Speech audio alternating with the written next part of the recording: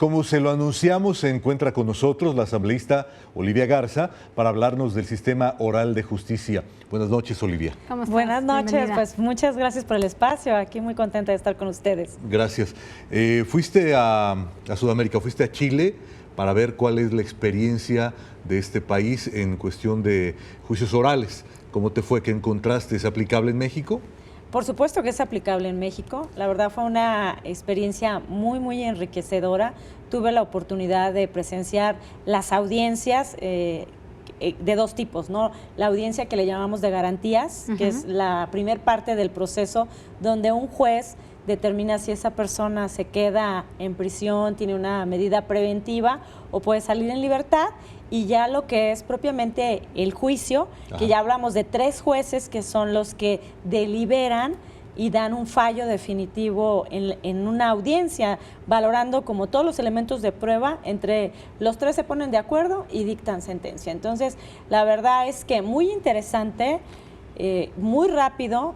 Yo creo que es un sistema que de alguna manera imparte la justicia de una manera rápida, eficiente, que nos va a beneficiar, y sobre todo, y en mi caso particular como presidenta de la Comisión Especial de Reclusorios, yo creo que mucha gente inocente no entrará a las cárceles de la Ciudad de México. Como hemos dicho que en la Ciudad de México se criminaliza la pobreza y no se castiga el delito. Entonces, esto con este nuevo sistema no va a suceder más en la Ciudad de México. Entonces, yo creo que es una excelente herramienta que tendremos los capitalinos el reto de implementar a partir de enero, porque precisamente el Código Nacional de Procedimientos Penales ya nos establece la obligación de empezar a implementar este nuevo sistema de justicia.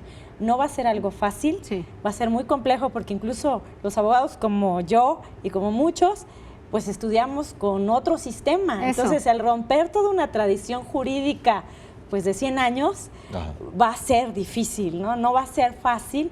Es el cambio de todo el paradigma de cómo se administra la justicia. El defensor de oficio tendrá que ser diferente, que también es muy interesante esta parte chilena. Le estás dando justo al clavo en 2 cuestiones, Olivia. Primero que nada, lo que tú nos decías, estos juicios en Chile son muy exitosos porque se les otorga a los acusados un defensor de oficio que está completamente capacitado y comprometido, ¿no? con este sistema, que muchas veces desafortunadamente aquí vemos que no es así, ¿no? Muchas veces se pierde. Y la otra es, estás hablando de que este sistema de abogados no está capacitado para estos juicios orales. ¿Cómo se tendría que capacitar? Mira, son 2 grandes preguntas. Empezaré por la primera, que hablamos de la Defensoría de Oficio, que en el caso chileno me parece muy interesante que se licitan los contratos para los grandes abogados, para las firmas de abogados chilenos, para que entren como defensores de oficio que paga el Estado para cualquier ciudadano. El 90% de los juicios los llevan estos despachos de abogados. Son unas cuantas personas las que deciden tener un defensor particular. Entonces, aquí te da la idea de que las personas están defendidas por un profesionista realmente muy capacitado para llevar a cabo.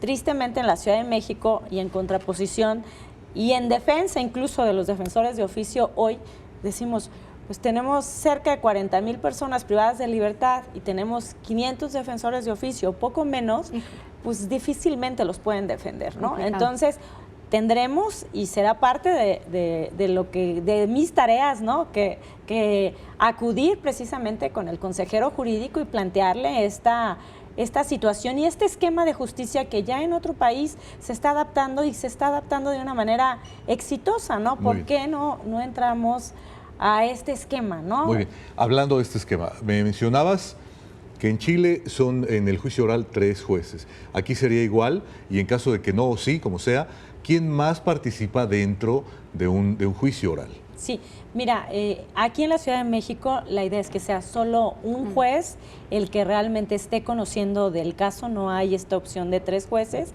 Participan en las audiencias un fiscal, que es como la parte acusadora, y la persona ofendida, y del otro lado participa el defensor de oficio y el inculpado o el procesado, ¿no? La persona que esté sujeta a un proceso.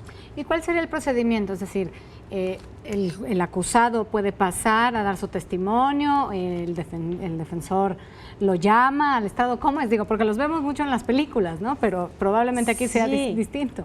No, pues es un poco como las películas, a lo que nos vamos a enfrentar realmente en la Ciudad de México. Sí es esta visión de una parte está el abogado y del otro está el defensor. Los dos participan, el juez le da la oportunidad a ambas partes que se defiendan, pero lo importante en un momento dado es la argumentación, cómo va a argumentar cada una de las partes, porque de eso va a depender si pueden convencer al juez sobre los hechos que en ese momento se estén controvirtiendo, ¿no? ¿En estos juicios no se presentan pruebas o testigos? Sí se pueden presentar pruebas dentro del proceso, sí. En la audiencia de garantías no hay pruebas todavía, pero ya dentro del proceso sí pueden presentar pruebas, pero lo tienen que hacer en ese momento, prácticamente en una audiencia que puede durar varias horas, puede ser todo el día, se desahoga todo. ¿Por qué? Porque así no hay oportunidad de que de alguna manera puedas manipular alguna prueba adicional, sino en ese momento, por eso va a depender mucho, y esa es la parte importante para México y para ¿cómo se dice?, el éxito del sistema, la preparación de los abogados. Porque si no tienen la capacidad de argumentar, de defenderse en la audiencia y se ponen nerviosos, no saben expresarse, a lo mejor verbalmente, porque todos estamos acostumbrados a los procesos escritos, donde tú tenías tiempo de pensar, de revisar las jurisprudencias en tu casa, en tu oficina, de tener un asesor que te estaba dictando. Aquí eres tú nada más. Puede ser que puedas estar acompañado de otro abogado, ¿no? De otro asistente, pero solo uno va a llevar la audiencia de defensa. Nada más un defensor participa dentro de los alegatos de la argumentación, ¿no? Entonces, pues sí, ¿no?